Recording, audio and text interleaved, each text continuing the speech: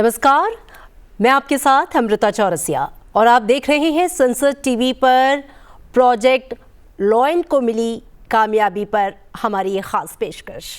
दुनिया के कई देशों में जहां जंगलों की दहाड़ अब खामोश होती जा रही है, वहीं भारत में शेरों की गूंज एक नई उम्मीद, एक नई कहानी लिख रही है। एशियाई शेर, जिन्हें गिर के राजा कहा जाता है, आज उनकी संख्या में ऐतिहासिक बढ़ोतरी हुई है और ये सिर्फ एक आंकड़ा नहीं बल्कि भारत की जीव जगत और संरक्षण नीतियों की जीत है। 2025 की 16वीं एशियाई शेर गणना में ये सामने आया है कि भारत में शेरों की संख्या अब 891 तक पहुंच चुकी है, जो कि 2020 की तुलना में 32% से ज़्यादा है। पहली नज़र में ये सिर्फ एक आंकड़ा लगता है, एक उपलब्धि लगती है और वाकई है भी।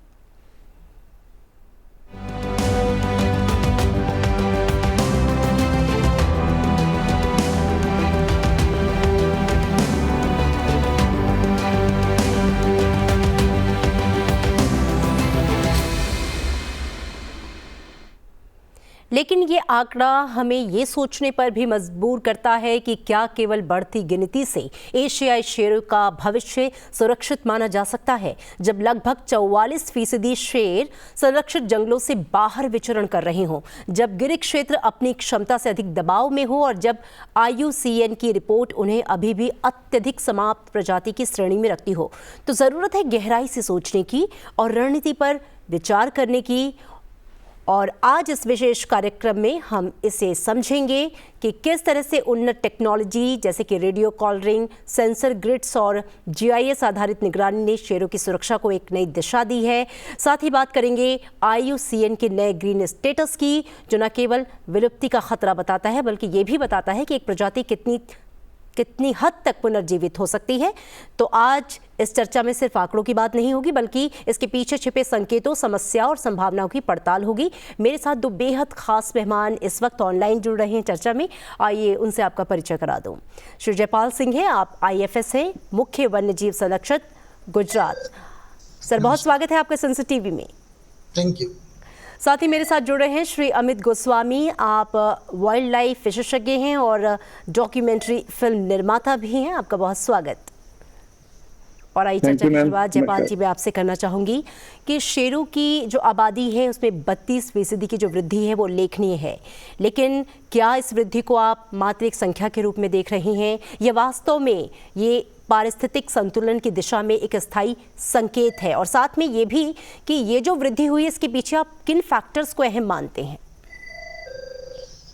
जैसे कि हम लोगों ने अभी जो गिनती किया है उसमें जो एक ऐतिहासिक वृद्धि दर्ज की गई है, वो जो गुजरात सरकार और भारत सरकार के प्रोजेक्ट लायन को जो दिशा निर्देश हैं और जो एक स्ट्रेटेजी है उसकी कामयाबी को दर्शाती है जी। और जिस तरह से हम लोग एक होलिस्टिक मैनेजमेंट की तरह से गिर के क्षेत्र का विकास कर रहे हैं और केवल मीन्स नोटिफाइड जो संरक्षित विस्तार है उसके सिवाय भी पूरे एक क्षेत्र के रूप में उसका हम जो प्रबंधन कर रहे हैं, उसके हिसाब से ये एक बहुत ही अहम वृद्धि को हम देख सकते हैं। और उसमें जो बेसिकली जो कारण वृद्धि के लिए जिम्मेदार कह सकते हैं या जिस तरह से ये एक पर्यावरण समतुला के रूप में हम देख सकते हैं, तो उसमें सबसे बड़ा रोल जो है वो यहाँ के समाज का है। जो सौराष्ट्र के लोग हैं, वो सौराष्ट्र के लोग सिंह को अपने एक परिवार की तरह मानते हैं और वो हम लोगों ने गिनती में भी उसके सिवाय भी जब हम लोग जाके गांव में बात करते हैं तो बड़ा एक सुखद आश्चर्य होता है कि लोग सिंह को जो जैसे उसके खेत में आता है या उसके मीन्सवाड़ी में जाता है, बेंगों के फार्म में रहता है, तो वो उसको एक अपने परिवार का सदस्य और बड़े अपनत्व के भाव के साथ इसको देखते हैं। और ये एक जो कम्युनिटी पार्टिसिपेशन है, जो कम्युनिटी लेड जो एक संरक्षण का सिम्बियोटिक रिलेशनशिप हम लोग देख रहे हैं, उसका माननीय प्रधानमंत्री श्री ने भी दूसरे जो संरक्षित क्षेत्र हैं उनमें अनुकूल करने के लिए, इसको इवेल्युएट करने के लिए, उसको स्टडी करने के लिए और उसको स्केल अप करने के लिए दूसरे क्षेत्रों में एक आह्वान किया था गत राष्ट्रीय वन्य जीव बोर्ड की मीटिंग में भी। जी। तो ये एक बहुत महत्व का ये है। और दूसरा जो प्रबंधन की दृष्टि से हमारा एक होलिस्टिक मैनेजमेंट पर्सपेक्टिव जिस तरह से बिल्ड किया है, वो भी उसका श्रेय भी ये माननीय प्रधानमंत्री जब गुजरात में मुख्यमंत्री थे तब एक छोटी सी घटना हुई थी और उन्होंने वहाँ 3 दिन गिर में रह के लोगों से संवाद किया, वहाँ के मालधारियों से संवाद किया, अधिकारियों से संवाद किया, विशेषज्ञों से संवाद किया। और उस समय से जिस तरह से प्रबंधन को एक नया आयाम दिया गया, उस आयाम का परिणाम हम आज देख पा रहे हैं। जी बिल्कुल, आपके पास मैं दोबारा लौटूंगी। अमित जी, चर्चा में आपको मैं शामिल करना चाहूँगी। आपने शेरों की ज़िंदगी को कैमरे में की नज़र से बड़ी ही खूबसूरती और करीब से देखा है। ये जो बढ़ोतरी है उस पर सबसे पहले आपका टेक, और क्या आप ये मानते हैं कि बढ़ती संख्या के बावजूद उनका जो स्वाभाविक व्यवहार है और जो आवास है वो अभी भी सुरक्षित रह पा रहा है? जी thank you. First of all, जो अभी साहब ने बताया, जयपाल साहब ने, मैं इस बात पे पूरी तरह से इत्तेफाक रखता हूँ।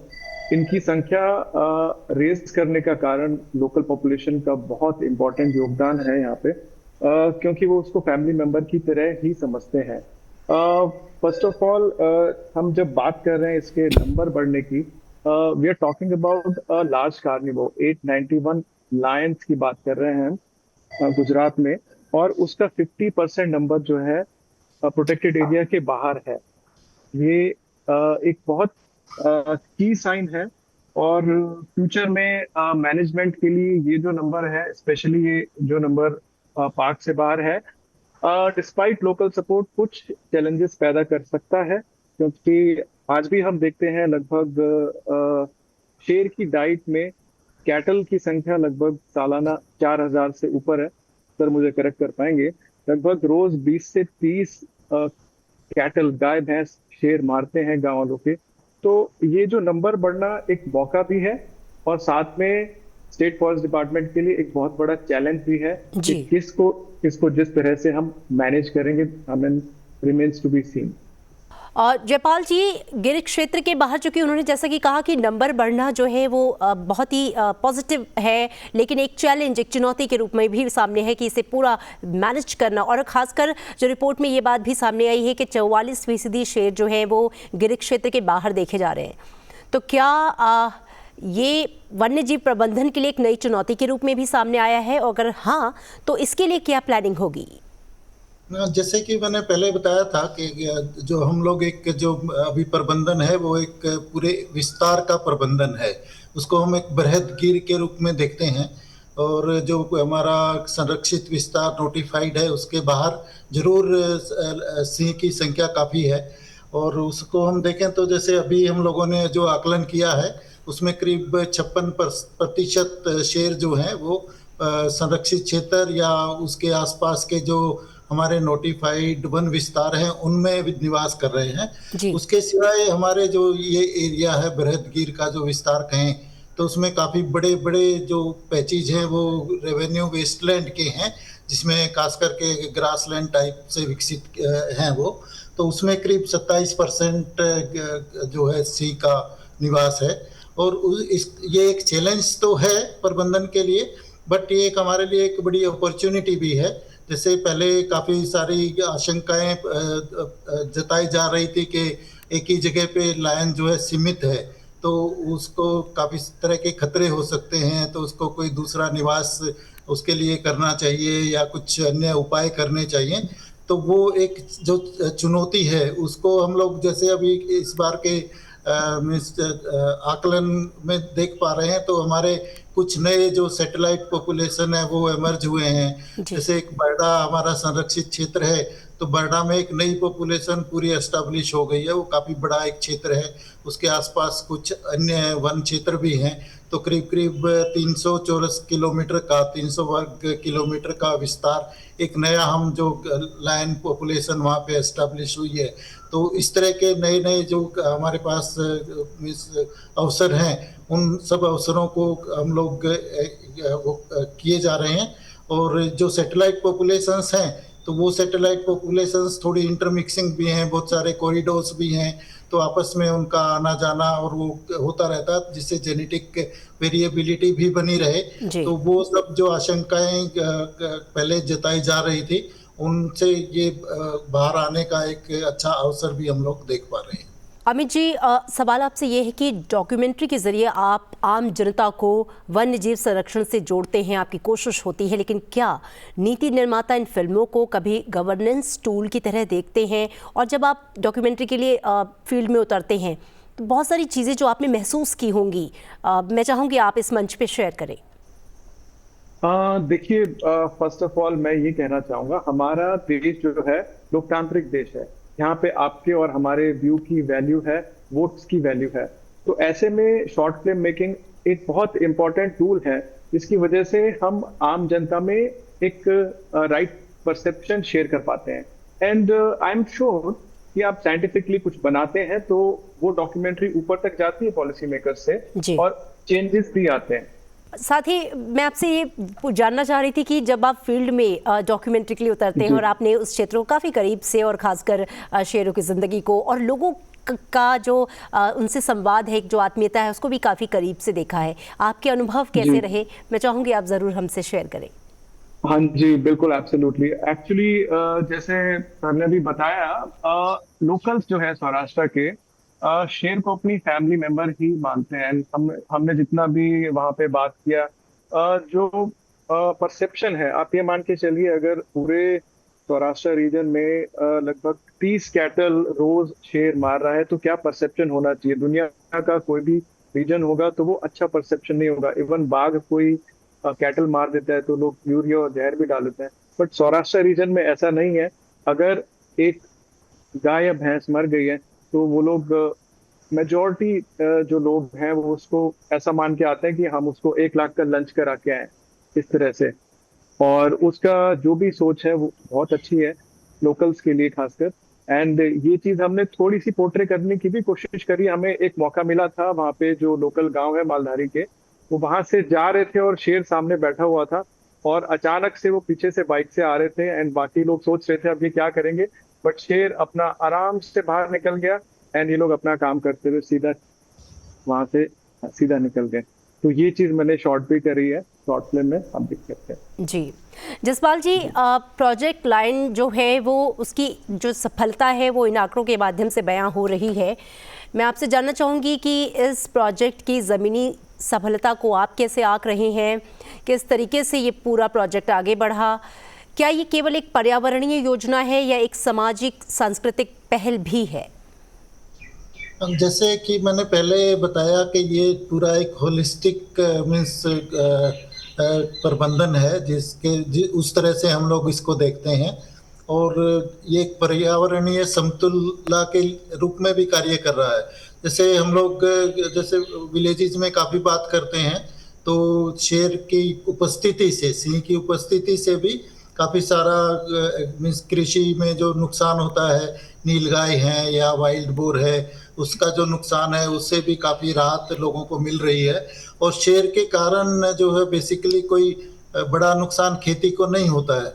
अभी जैसे कुछ हमारे सामने इंसिडेंट्स आते हैं कि जैसे हम लोगों ने किसी कारण से कोई सिंह को मीन्स वहाँ से लिया होगा, कोई बीमारी के कारण या कोई इनफाइट के कारण या कोई ह्यूमन वाइल्ड लाइफ कॉन्फ्लिक्ट के कारण अगर उसको हम लोगों ने बाहर लिया होगा, तो गांव वाले सामने से आते हैं कि हमारे शेर को वापस कब छोड़ रहे हो। तो इस तरह के बड़े सुखद जो है अनुभव हम लोगों को देखने मिलते हैं, और ये पूरे में से विस्तार के विकास के रूप में हम इसको देखते हैं। और ऐसा कोई major human wildlife conflict despite के इतना बड़ी संख्या जंगल के बाहर या वेस्टलैंड में या रिवराइन कॉरिडोर्स में है, फिर भी कोई ऐसे मैन वाइल्ड लाइफ कॉन्फ्लिक्ट के बहुत बड़े केसेस हमारे सामने सिंह के कारण नहीं आते हैं, और लेपर्ड के कारण थोड़ा नंबर ज़्यादा रहता है, बट सिंह का तो एक मतलब सह अस्तित्व के रूप में हम लोग इसके पूरे विस्तार में देख पा रहे हैं। जी बिल्कुल, आपके पास दोबारा लौटेंगे। अमित जी, IUCN की जो रिपोर्ट्स होती हैं वो इतनी जटिल होती हैं कि कई बार आम दर्शकों तक पहुंच नहीं पाती या फिर उन्हें समझ नहीं आती। आपसे यह सवाल ये है कि क्या फिल्मों और कहानियों के जरिए इन वैज्ञानिक निष्कर्षों को सफलता से पहुंचाना संभव है? यदि हाँ, तो क्या आपने इस दिशा में अब तक कोई प्रयास किया है या आगे इस तरह की कोई योजना है? एब्सोल्युटली एब्सोल्युटली मैम, मेरा शॉर्ट फिल्म मेकिंग का अपना बताऊं, जो हमारी टीम है उनका डॉक्यूमेंट्री मेकिंग साइंटिफिक बेस के ऊपर ही चलती है। We follow all the reports. हमारी जो अभी रिपोर्ट आई है प्रोजेक्ट लाइन की, ये हमने पूरी देखी है, रेफर करी है। एंड हम लोग कोशिश करते हैं कि हमारी स्क्रिप्ट में साइंटिफिक बेसिस होना चाहिए, लेकिन हम साइंटिफिक बेसिस की बात करें तो it should not sound like a research paper पढ़ रहे हैं, बोरिंग नहीं दिखना चाहिए। तो एट द सेम टाइम हमारा ये प्रयास रहता है कि उसको स्क्रिप्ट को साइंटिफिक रखते हुए भी हम इस तरह से रखें कि फैक्ट अच्छी तरह से लोगों के साथ में सामने रखे जाएं और एक राइट मैसेजिंग हो, और उसमें थोड़ा सा साइंस के साथ में हम शॉर्ट फिल्म बना पाए, एंटरटेनमेंट विद साइंस। जी सर, आपसे मेरा सवाल ये है जयपाल जी कि जैसे कि IUCN की हमने बात की, तो IUCN ने शेरों की अत्यधिक समाप्त श्रेणी में जो रिपोर्ट आई उसमें रखा है इस बार। ये क्या दर्शाता है? क्या ये वैश्विक मानकों की सख्ती है? क्या लगता है हमारे प्रयासों में अभी और जो है वो स्टेप्स उठाए जाने बाकी हैं? इस रिपोर्ट पे आपका क्या मतलब वो है, तर्क है? ये एक्चुअली ये जो IUCN की रिपोर्ट है उसको हम बड़े पॉजिटिव वे में देखते हैं। जैसे अफ्रीकन कंट्रीज में भी लायन है, बट एशियाटिक लायन भी है, तो अफ्रीकन कंट्रीज में अभी भी थोड़ा मीन्स लायन की संख्या में कमी देखी जा रही है काफ़ी कंट्रीज में।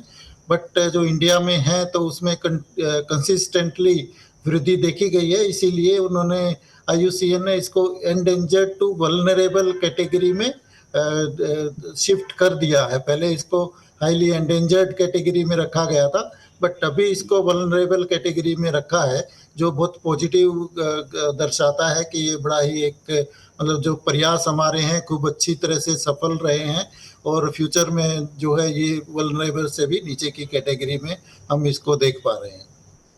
जी बिल्कुल। अमित जी, यहाँ पे आपसे मेरा सवाल ये है कि आपने भारत और अन्य देशों के वन्यजीव फिल्म मेकिंग को ज़ाहिर तौर पे करीब से देखा है, आप इस पे काम कर रहे हैं, आपका बड़ा रिसर्च है। क्या हमें शेर जैसे राष्ट्रीय गौरव को अंतर्राष्ट्रीय प्लेटफॉर्म पर बेहतर दिखाने की ज़रूरत है? क्या आपको लगता है कि इस दिशा में जो काम हो रहे हैं वो काफ़ी हैं या नाकाफ़ी हैं, इसमें और ज़्यादा काम किए जाने की ज़रूरत है? मैम, फिल्म मेकिंग के एंगल से मेरी रिसेंटली एक डॉक्यूमेंट्री आई थी, तो उसमें जो कमेंट्स थे, जो फीडबैक मुझे मिला, बहुत से लोग साउथ ईस्ट एशिया में भी नहीं जानते हैं कि अफ्रीका के भी बाहर शेर मिलते हैं। ये बहुत कम लोग जानते हैं, एंड ये सरप्राइजिंग है काफी। इंटरनेशनल प्लेटफॉर्म पे भी उसको लेके जाना चाहिए। एंड मुझे ये लगता है पर्सनली कि हमारे जो नेशनल पार्क का नेटवर्क है, इस पे एक शॉर्ट फिल्म बननी चाहिए डिटेल में, जो कि बताए कि हमारे स्टेट फॉरेस्ट डिपार्टमेंट क्या कर रहे हैं, उनके पास में क्या चैलेंजेस हैं और लोकल्स का उसमें क्या तालमेल है, प्रॉपरली उसको बनाया जाए, जिसके लिए थोड़ी सी फंडिंग की भी रिक्वायरमेंट है बेसिकली। तो इस दिशा में आप क्या मानते हैं कि जो लोकल गवर्नमेंट बॉडीज़ हैं या राज्य सरकार है या केंद्र सरकार है, उनके सहयोग को आप किस तरीके से देखते हैं? मैम, उनके सहयोग को ऑनेस्टली एक शॉर्ट फिल्म मेकर के पास में इतना ज्यादा बजट नहीं होता है। हमारे यहाँ पे मैं आपको एक छोटी सी बात शेयर करना चाहता हूँ। हमारे यहाँ पे जो हम चैनल देखते हैं, नेट जियो वगैरह जो भी हम देखते हैं, वो बाहर की टीम्स हमारे यहाँ आके शूट करके जाती हैं, एंड हम लोग यहाँ पे शूट करते हैं, and we are seeking some platform की हमें कुछ वहाँ पे हम दिखा पाए। तो आपके माध्यम से मैं ये जरूर कहना चाहूंगा कि इंडिया में इतनी वाइल्ड लाइफ है, इंडिया में इतने नेशनल पार्क हैं, प्रोटेक्टेड एरियाज हैं, हमारे पास एक डेडिकेटेड वाइल्ड लाइफ चैनल क्यों नहीं हो सकता? मतलब हमारे पास इतने सारे न्यूज चैनल भी हैं, हमारे पास एक डेडिकेटेड वाइल्ड लाइफ चैनल नहीं है। अगर वो हो जाए तो हमारे पास जितने शॉर्ट फिल्म मेकर्स हैं उनको एक प्लेटफॉर्म मिलेगा कि वो दिखा पाए, and that is really important. मुझे नहीं पता कि क्यों नहीं है, but I think we deserve हमारा एक वाइल्ड लाइफ का डेडिकेटेड चैनल होना चाहिए जिसपे हम प्रॉपरली उसको शोकेस कर पाए। हम जब इनके संरक्षण की बात करते हैं, जो मानव जाति है उनका अपनत्व, उनका सहयोग, उनका जुड़ाव बहुत ज़रूरी हो जाता है। जयपाल जी, यहाँ पर मैं आपसे समझना चाहूँगी, जो बात अमित जी ने कही उस पर आपका क्या उत्तर होगा? क्या इस तरह की ज़रूरतें भी हैं कि लोगों से उनकी जो अपनत्व है और एक सहयोग है वो इस माध्यम से भी दिखाया और बढ़ाया जाए? बिल्कुल, एकदम अमित जी की बात से मैं सहमत हूँ। और जो शॉर्ट डॉक्यूमेंट्री हैं या छोटी फिल्में हैं वन्य प्राणियों के बारे में, वो खास करके लोकल स्थानिक लेवल पे लोगों में जागरूकता लाने के लिए खूब अच्छा काम करती हैं। और उसको जो है, हम जिस तरह के प्रयास भारत सरकार के और राज्य सरकारों के हैं वन्य प्राणियों के संरक्षण में, और उसमें जिस तरह की वृद्धि हो रही है और जिस तरह की एक पॉजिटिव हम लोग देख पा रहे हैं, चाहे वो टाइगर हो, चाहे लेपर्ड हो, चाहे लायन हो, तो जिस तरह की पॉजिटिव ग्रोथ हम लोग देख पा रहे हैं, उसको एक मीन्स वर्ल्ड कम्युनिटी के सामने लाने के लिए भी इस तरह की जरूरत बिल्कुल से है। और खास करके जो जन जागृति है, वही हर एक इस तरह के प्रोग्राम का सफलता का राज भी है कि लोग जागरूक होंगे ज़्यादा, और वो प्रकृति के प्रति प्रेम करेंगे, वन्य प्राणियों के प्रति ज़्यादा अभिभाव दिखाएंगे। उससे जो वन्य प्राणी संरक्षण है उसको एक नई दिशा भी मिलेगी। और जो जैसे मैंने पहले कहा कि माननीय प्रधानमंत्री श्री ने राष्ट्रीय वन्य जीव बोर्ड में भी इस बात का बखूबी जिक्र किया था कि जिस तरह की कम्युनिटी पार्टिसिपेशन चाहिए उसको हम लोग आगे बढ़ाएं। और उनका ये कहना था कि कम्युनिटी पार्टिसिपेशन ही वन्य जीव संरक्षण का आधार है। तो वो एक बहुत मतलब महत्व की बहुत बड़ी स्टेटमेंट है, जिसको लेकर हम लोग आगे बढ़ रहे हैं। और जो इंडिया में एक इंटरनेशनल बिग कैट अलायंस की स्थापना भी हुई है, तो अमित जी ने जैसे बात किया, तो उस बारे में जरूर कुछ सोच आगे आएगी कि जो इंटरनेशनल बिग कैट अलायंस है उसके लिए इस तरह के प्रसारण की व्यवस्था भी आई थिंक की जाएगी। जी बिल्कुल अमित जी, आपने बहुत ही इंपॉर्टेंट और वैलिड पॉइंट उठाया। हम उम्मीद करते हैं कि आपकी भी कोशिशें और तमाम जो सरकारी पहले हैं उनके जॉइंट वेंचर के माध्यम से आने वाले टाइम में एक खुद का जो वाइल्ड लाइफ चैनल जिसकी बात आपने की है वो हो, क्योंकि ये बहुत ज़रूरी है। जैसा कि जयपाल जी ने भी कहा कि कम्युनिटी पार्टिसिपेशन जो है आधार है, प्रधानमंत्री खुद इस बात की चर्चा कई बार कर चुके हैं। अमित जी, जब आप शूट करते हैं, जब आप उस क्षेत्र में होते हैं, मैं यहाँ पे समझना चाहूँगी कि शेरों के सामाजिक व्यवहार में आपने क्या कोई बदलाव देखा है? क्योंकि काफ़ी लंबे समय से आप कर भी रहे हैं, विशेषकर जो पर्यावास है और ये जो मानवीय हस्तक्षेप है या जो क्लाइमेट चेंज है या जो मौसम की मार है, उससे कुछ परेशानी, कुछ चेंज उनके व्यवहार में, उनके रहन सहन में कुछ आपको देखा है? क्या वो पॉजिटिव साइड में तो मैं कहूँगी कितना है, लेकिन क्या उसका नकारात्मक असर है? मैम, शूटिंग के दौरान एक इंस्टेंस ऐसा हुआ कि हमने देखा कि एक शेर है, उसको चोट लगी हुई है, काफी सीरियस टाइप की चोट थी, लंगड़ा लंगड़ा के चल रहा था। तो मैम, शेर इस टाइप का सोशल एनिमल है कि उसके एरिया के अंदर वो किसी और दूसरे मेल को आने नहीं देता। तो because of increasing the numbers, in fighting is a main issue I think. And एक मेल लाइन जो है, अगर वो दूसरे किसी मेल लाइन को मार के, डोमिनेंट मेल को मार के वहां पे आता है, तो वो जाने के बाद में सब बच्चों को वहां पे मार देता है। तो I think the death of cubs in Gir national park भी एक ऐसी चीज है जो आई थिंक बढ़ते शेरों के नंबर की वजह से है, शायद इसको देखा जा सकता है ऐसा, क्योंकि एक लिमिटेड स्पेस में काफी सारे लायंस वहां पे हैं। तो ये दो चीजें हमने ऑब्जर्व करी मैम। जी बिल्कुल, ये एक कंसर्न का मुद्दा हो सकता है। जयपाल जी, इस पर आप क्या कहना चाहेंगे? क्या ये जो समस्या जो उन्होंने खुद उस ग्राउंड पे महसूस की, इसके लिए कुछ कोशिशें की जा रही हैं सरकार की ओर से, स्थानीय प्रशासन की ओर से, या आने वाले समय में आप लोग की कुछ प्लानिंग है कि इस तरह के जो वाक़ये हैं वो ना हो? देखिए, ये सब जो कैट फैमिली है उसमें इन फाइटिंग वो बड़ा नेचुरल है। और काफ़ी स्टडीज भी पहले भी, मतलब इस सेंसस के पहले 20 साल पहले भी इस तरह की स्टडीज हैं। और ये टेरिटरी को प्रोटेक्ट करने के लिए वो दूसरे मेल लायंस के साथ झगड़ा बड़ा आम बात है। और दूसरे जो मेल लायंस के मीन्स क्लैन वाले जो कब्स हैं उनमें भी मोर्टेलिटी थोड़ी ज़्यादा रहती है। जो एक स्टडी रिपोर्ट कुछ हुआ था तो आज से करीब 20 साल पहले, तो उसमें दर्शाया गया था कि करीब जो नए शावक हैं, नए बच्चे हैं, उनमें मृत्यु दर ऑलमोस्ट 50% जितना रहता है। जी। तो वो बड़ा नेचुरल, सभी जो बिग कैट्स हैं उनमें नेचुरल है, बट जो स्पेस का मीन्स कंस्ट्रेंट होगा तो थोड़े से इन फाइटिंग के केसेस हो सकता है बढ़े। बट जिस तरह से हम देख रहे हैं कि पूरा विस्तार अभी पोटेंशियल ऐसा नहीं है कि जो लायन का पोटेंशियल इस विस्तार में है गुजरात में वो जी। पूरा हो गया है। तो नए नए विस्तार हैं जिनमें लायन जो है जाके अभी रहना शुरू कर रहा है, तो उससे इस तरह के इन फाइटिंग के इंसिडेंसेस भी कम हो रहे हैं। और दूसरा जो हम अभी देख पा रहे हैं वो बड़ा ही मतलब सुखद है। उसमें जैसे हम देख रहे हैं कि लायन के जो प्राइड का ग्रुप साइज है जी। वो काफी बढ़ता जा रहा है। जैसे अभी हम लोगों ने एक देखा तो एक 24 के ग्रुप पूरा बढ़ा है। पहले हम 10-12 के ग्रुप देखते थे, अभी 10-12 के ग्रुप तो बड़े नॉर्मल हैं, मतलब वो न्यू नॉर्म्स है कि 10-12 का ग्रुप आपको दिख जाएगा। पर 24-25 के ग्रुप भी हम लोग देख पा रहे हैं, तो मीन्स ग्रुप साइज भी बढ़ रहा है। और पोटेंशियल एरिया जो हैं जिसमें लायन रह सकता है, अभी भी वो ऐसा नहीं है कि पूरे हो गए हैं, अभी we have a lot of potential. और इसमें कोई चिंता करने जैसी बात नहीं है कि लायन संरक्षण में हम लोग अभी किसी बिल्कुल तमाम जो कोशिशें हुई हैं लॉयन प्रोजेक्ट के माध्यम से या सरकारी प्रयास जो रहे, उसका जो रिजल्ट है वो इन आंकड़ों के माध्यम से हमें दिखा है। और आने वाले समय में भी हम उम्मीद करते हैं कि ये आंकड़े और बढ़ेंगे और जो कंसर्न है अमित गोस्वामी का वो भी शॉर्ट आउट होगा। एक लास्ट मैसेज में चाहूँगी अमित जी आपकी तरफ से। मैम, मैं रिसेंटली शूट कर रहा था वियतनाम में, तो मैं ये कहना चाहता हूँ आजकल जो मेरी सीरीज पे काम चल रहा है that deals with the human wildlife interactions across India। Vietnam में कानून है, सारी चीजें हैं वहाँ पे।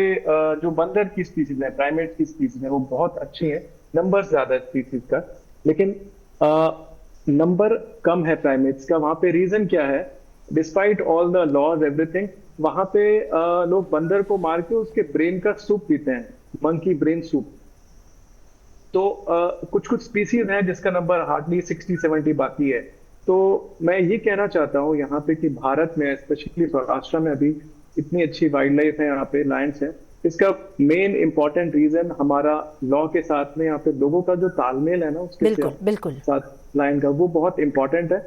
एंड आई थिंक वही एक रीजन है, मेन रीजन है जिसकी वजह से इतने सारे लायंस हैं। बिल्कुल, वो आत्मीयता, वो लगाव, वो परस्पर सहयोग बहुत ज़रूरी है। आप दोनों खास मेहमानों का बहुत शुक्रिया। और जैसा कि जयपाल जी भी कह रहे थे कि भाई जो जनभागीदारी है वो बहुत महत्वपूर्ण है। प्रधानमंत्री ने हमेशा कहा है कि जो वन्यजीव हैं उनके साथ जो मानव जाति है उनका आपसी सहयोग या अपनत्व बहुत ज़रूरी है उनके और संरक्षण के लिए और उनके आगे और इसी तरीके से सुनहरे आंकड़ों की तरफ बढ़ने के लिए। बहुत शुक्रिया इस खास पेशकश में। फिलहाल इस कार्यक्रम में इतना ही। हमारे इस कार्यक्रम को आप संसद टीवी के YouTube चैनल पर देख सकते हैं। दीजिए इजाज़त, नमस्कार।